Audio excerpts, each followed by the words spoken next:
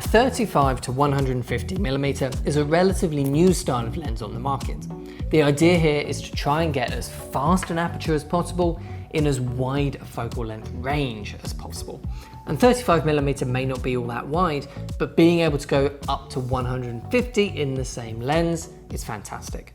And they are faster than most regular zoom lenses, of course. Set them to f2.8 and they're a constant zoom lens, but on the wider focal lengths, they can open up past that when you want to f2, fantastic for low light situations.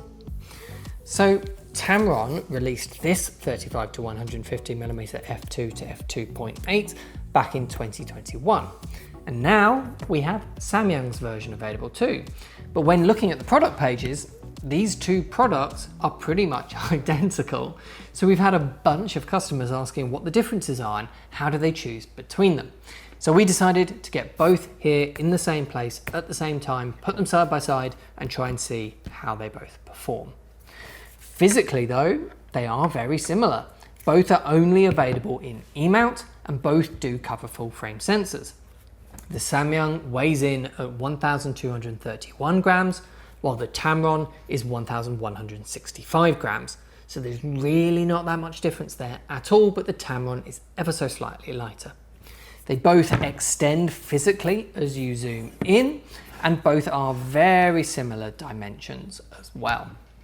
They both have an 82mm front diameter thread on them, and they both have a locking switch, a focus switch, and a custom switch with 3 settings on. And the Tamron has 3 buttons, while the Samyang has 2. These buttons and the custom switch can be customized on both lenses, but the Tamron can just connect directly into a computer to do this, as it has a USB-C port actually on the lens itself down here by the mount, while the Samyang needs their lens station accessory, which does cost a bit extra, of course. So you can see how customers trying to decide between the two lenses would definitely struggle to find differences. On paper, these are very similar lenses indeed. But let's dive into how they actually look. We've run a bunch of our normal tests here in the showroom to compare them side by side, so let's go through those one by one. First up, I wanted to look at the aperture range and when each lens actually steps down as you zoom in when they're set to wide open. And interestingly, both lenses actually looked pretty good when they changed. They don't step down noticeably in chunks as you zoom. It's a much more gradual change as the image just gets slightly darker as you get closer to the tele end.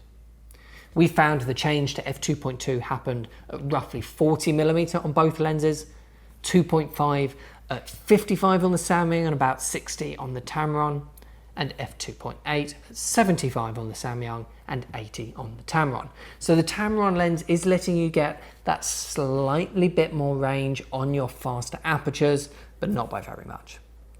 Set the both to 2.8 and they keep a nice consistent exposure as they zoom, as you'd expect. And both lenses do actually seem pretty parfocal as well, although the Samyang does dip in and out of focus a little bit as it zooms, which is something I've noticed when testing Samyang lenses before. It's a bit strange, but I can't imagine it will actually bother most users in the real world. It is quite subtle on this lens. Here's a normal interior scene with the lenses wide open and a bit of fairy lights for bokeh. The Samyang has a nice but neutral look to it, while the Tamron has a much warmer feel. We did notice some slight distortion curving on the Tamron though, and if we bring up our wide shot of the bookcases, you can see that a bit clearer. The Samyang is pretty straight, while the Tamron has a slight curve one way when wide and the other way when zoomed in. The Tamron is also a bit wider though, which is quite interesting. This was 35mm on both lenses, and I didn't move the tripod at all between these shots. On the tele end, both lenses look fantastic for portrait close-ups. There's still the warmer shift on the Tamron, and the bokeh is perhaps slightly cleaner on the Samyang, although both look very similar, especially the bokeh shape. If we zoom in, both lenses also look very similar in terms of sharpness, with the Samyang maybe being slightly sharper, especially in the 50mm medium shot, but it's very close. Now let's look at breathing. If we move to the edge of the frame on this bookcase shot and pull focus in and out, both lenses actually do very well here. I could barely find any breathing on either lens at 35mm, and at 150mm the Tamron still doesn't have any, while the Samyang only seems to have a very tiny amount. I was really surprised by this actually. I assumed with such a long zoom range on these lenses and those fast apertures, we were sure to see pretty noticeable breathing on both lenses, but we really can't. So that's fantastic news for us video users. I was also very pleased to see both lenses do so well with autofocus tracking. This is me walking backwards and forwards while trying to hit my marks down on the floor at the same time, and the camera of course is tracking me with face and eye detect. This is the Sony FX3 with its autofocus set to 5 speed and 5 sensitivity, so pretty fast and twitchy really. And both lenses handle this walking situation fantastically. I also tried raising my hand to fill the frame and letting it just change between subjects. The Samyang was much faster here. It snapped into focus, while the Tamron was still smoothly pulling to my hand by the time I took my hand away for the most part. So although both are decent at tracking a subject and will be more than good enough for most situations, the Samyang should be faster when actually locking onto your subjects in the first place.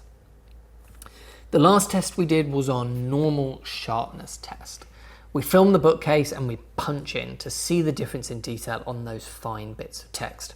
And again, both lenses are very close in performance at the center of the frame, both at 35mm and at 150mm. If we move to the edge of the frame though, we do definitely see a difference. The Tamron is much sharper at the edge when wide at 35mm. And interestingly, at the telly end, it's actually the other way around. The Samyang is much sharper in these tests when up at 150mm. So all in all, these are two really similar products. The Tamron gives slightly more range at the lower apertures and has slightly less breathing and a bit of a warmer color palette overall, while the Samyang has less distortion, is slightly faster to focus, and a bit more of a neutral color palette. But realistically, I think people would be very happy with either of these products. We set out to make this video in order to help customers see the differences between them, but they are so close in performance, I'm not really sure we will have managed to actually do that. But at least we know that they both perform very well. There's no nasty surprises here with either of these lenses. Any differences in the tests have been very small, and so most customers, I imagine, will be pretty happy with either. But what do you think? Have any of the differences you've seen in these tests been enough to sway you one way or another? Let us know down in the comment section. And if you want to buy either for your own work, then of course just head over to ProAV.co.uk. Thanks for watching. I'll see you in the next one.